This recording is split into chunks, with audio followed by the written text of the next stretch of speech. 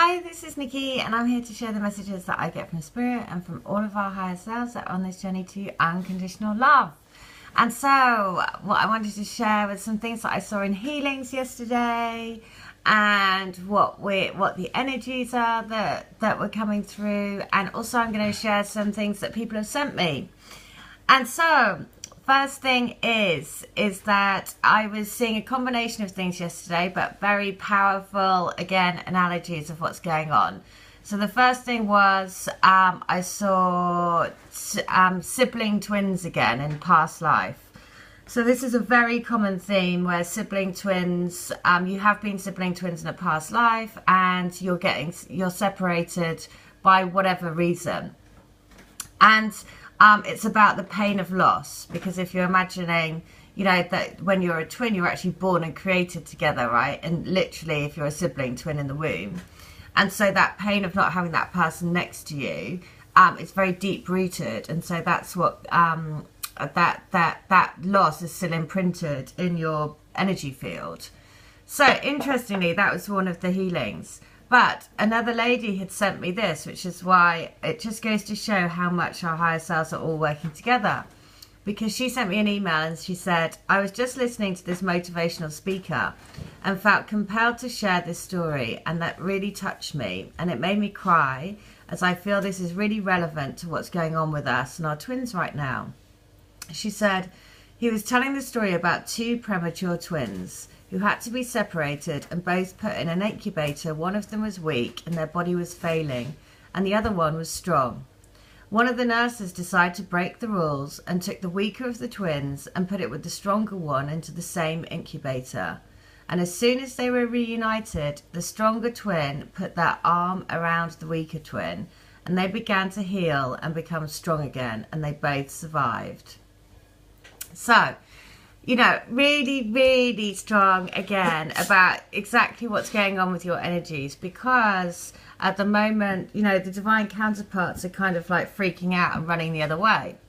And so because of that, that's why you have to stay really strong. And if you imagine yourself as, toddlers together helping each other, it makes it so much easier. Because it moves you out of that mind and moves you into a much more heart-centered position. So the other thing is that a brilliant analogy.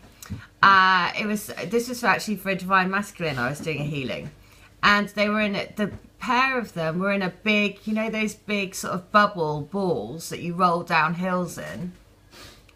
They were both in that together, and they get halfway down the hill, and then his divine partner starts to panic, and she starts to try and run back up the hill again. In this big orb ball, but they're in it together, so he's going downhill and she's trying to scramble back up the hill, but they're both in the same ball. And of course I'm like, what are you trying to do? Because the momentum, you're never going to get back up the hill again. And she said to me, I'm frightened. I'm like, I need to get back. She's basically panicking, going up the other way. And I was like, no, you're not going to be able to. The momentum is going. You're just going to have to go with the momentum. And of course, so what I saw happen is she turned around and they both go, basically the ball went through and went onto a golden ocean. But you see, that's so, if you can imagine that, that's a really powerful way of thinking of it, of seeing what's happening. Because the momentum, they're already going, they're already following their heart, right? Because they've already opened themselves up to it. So it's like they're going down that hill anyway. There's no stopping. You can't change it now. But there's that sense of panic. And so she was literally trying to leg it back up the hill again. So that's the thing. That's why you have to, why it's really important at the moment just to stand firm. Because the other analogy is about, I saw them 10-pin bowling, and they were both the ball. So there were two balls and there were 10 pins at the end. And they kept going off down the side. So they never got to actually, in the end, they finally hit. They did they knocked all of the 10 pins down. But it was all the fears and doubts that were creeping in, which would veer them off the I don't know what you call it, off the track, let's say. And so, again, very strong analogy. So I'm just going to answer, because the lady that I did that for, she sent me an email. She said, thank you so much. It's really impressive how well you can tap into our energies. And what is truly amazing too are the mantras you send me every time. They really hit the nail on the head, as I've been feeling let down by love and him since yesterday, and this has caused me tremendous pain in my heart. Which is exactly why the healing, right? That's why you're called to the healing, because there's something that you needed to let go of, and it is that fear and doubt, because fear and doubt is painful to your heart, right? Because it's basically sending a message that I don't trust you. And that's why it's actually a painful thing, especially as you're moving more and more and more into your hearts. The fear and doubt you will feel as pain more and more and more, because it's against your heart-based life, right? So she says, I have another question. When you see us knocking down all of the pins as a sign of smashing all fears and doubts, does that mean for the time being, or will they be released completely for both of us for good? So this is a common question, right, about energy healing.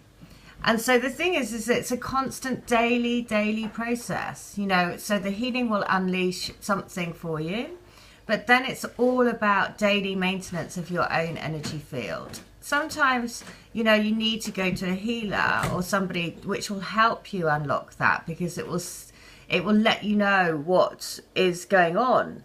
But then it's all about daily practice. This is all about, the more that you do it, it's just as a daily thing. Every time you get in the shower, every time you say to yourself, everything I think, do, feel, I step into more and more love and light. I step onto my golden path. I trust that everything that's happening to me today is happening for my highest good. I clear all fears, I clear all anxieties, I clear all worries. Every day that I walk with freedom, with joy, with happiness. And it literally is doing that all the time. I just do it as part of my subconscious. It doesn't even, you know, it's just ingrained in me now to keep doing it, because you pick up energies all over. You're constantly picking up energies between you and your twin. So the more that you clear, the more that you ask for Archangel Michael to help protect you into your union, to clear all fears, doubts, worries, to give you strength and courage to stand forward and stand firm in your love vibration. You know, the more you just do that all the time, then it just becomes, you know, that's how you do it, because it's not like you go to one healing and then that's it, right? It's a daily practice. So that's the first thing. And she says, and the other question I have is, all the healing sessions that we do have a lasting effect towards union, or is it a healing only for the present energy at the moment? So all of the healing that you do has a lasting effect, right? Because your energy body is evolving as you evolve as a soul, as a physical body into your soul. The more healing you do, and the more awareness of awareness of your soul journey, the more that you can actively put light into your body and clear away the shadow, you know, you're just basically moving up and up in vibration into love, right? And if you just think of it as you're filling your body with love every single day, and you're clearing out anything that's opposed to love, then everything you do helps your union. And it's an ongoing process, right? It's never like we've finished this journey. You know, we're on it forever. It's an eternal journey of love, basically. We're always on a journey of love.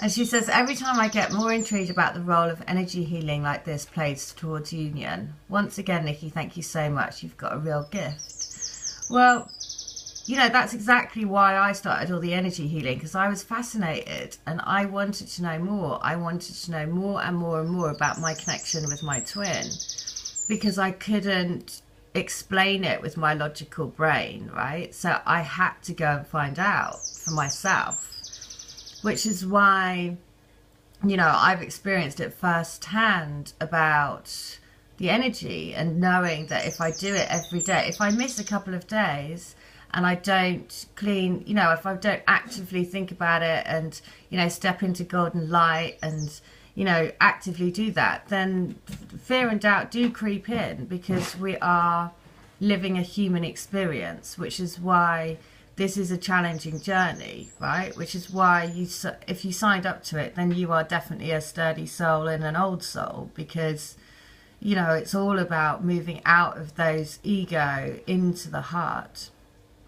But it is, it's like a daily practice. That's what I must say. Okay. So the next one, I just have to share this little story about two foxes. And the reason why I'm going to share the story about the two foxes is I did another reading for a lady. This soundtrack, which is called Mr. Fox Frequency, then appeared in my list. Now, when I go, this is a whole playlist of loads of different songs. Now, amazingly, her twin has a very unusual name. Her twin's name is actually in this list. I was like, you are joking. I sent it to her. It turns out that it was that there were within the song. There's all connections to his birthday and their significant dates and all this stuff, which is why you just have to know it is so amazing. So I'm going to end with this story, which is again beautiful. It is about two foxes. It's a children's book, and somebody sent it to me. The two foxes are called Small and Large. So Small was feeling grim and dark and playing toss and fling and squash, yell and scream and bang and crash, break and snap, bash and banter. Good grief, said Large, what is the matter? Small said, I'm a grim and grumpy little Small and nobody loves me at all. Oh, Small, said Large, grumpy or not, I'll always love you no matter what. Small said, if I was a grizzly bear, would you still love me and would you care? Of course, said Large, bear or not, I'll always love you no matter what. And Small said, but if I turn into a bug, would you still love me and give me a hug? Of course, said Large, bug or not, I'll always love you no matter what. No matter what, said Small and smiled. What if I was a crocodile? Large said, I'd hug you close and tight and tuck you up in bed each night. Does love wear out, said Small. Does it break or bend? Can you fix it, stick it, and does it mend? Oh, help, said Large. I'm not that clever. I just don't know. I'll love you forever. Small said, but what about when we're dead and gone? Would you love me then? Does love go on? Large held Small snug as they looked out the night, at the moon in the dark and the stars shining bright. Small, look at the stars, how they shine and glow. But some of these stars died a long time ago. Still they shine in the evening skies. Love, like starlight, never dies.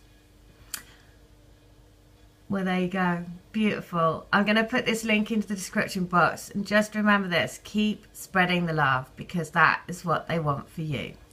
All right. I hope that helps. Take care. Bye.